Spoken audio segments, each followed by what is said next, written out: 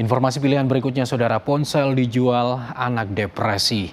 Saudara, seorang anak sekolah dasar di kota Cirebon, Jawa Barat diduga depresi usai ponsel yang ia beli dengan uang sendiri dijual oleh ibunya.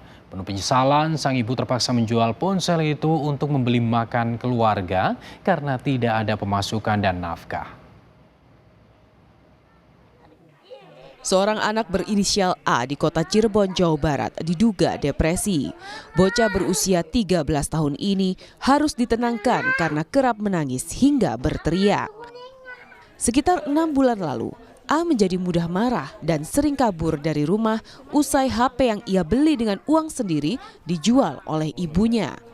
Sang ibu menyesal telah menjual HP anaknya. Namun, ia terpaksa menjual HP itu untuk membeli makan keluarga karena tidak ada pemasukan dan nafkah. Iya, karena itu kan saya bingung ya keadaan, saya nggak kerja, saya nggak jualan ya. Terus suami juga waktu itu keadaan 8 bulan nggak ngasih nafkah gitu loh Mas. Jadi saya bingung, ada barang itu ya saya jual buat makan sehari-hari kayak gitu. Mungkin itu barang yang dia senang gitu kan ya. Hasil nabung sendiri, jadi payah sendiri, saya pinjam kan, tapi saya izin. Kasus ini menjadi perhatian Presiden Joko Widodo.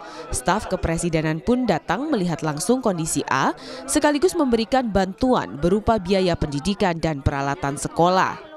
Semoga bermanfaat dan digunakan dengan baik anggaran yang diberikan dari Bapak Presiden, bantuan yang diberikan Presiden.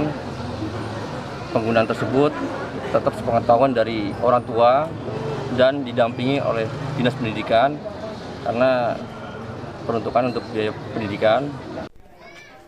Hidup dalam keterbatasan, keluarga A pun sebelumnya sudah terdaftar sebagai penerima bantuan sosial. Muhammad Syahri Romdon, Kompas TV, Cirebon, Jawa Barat.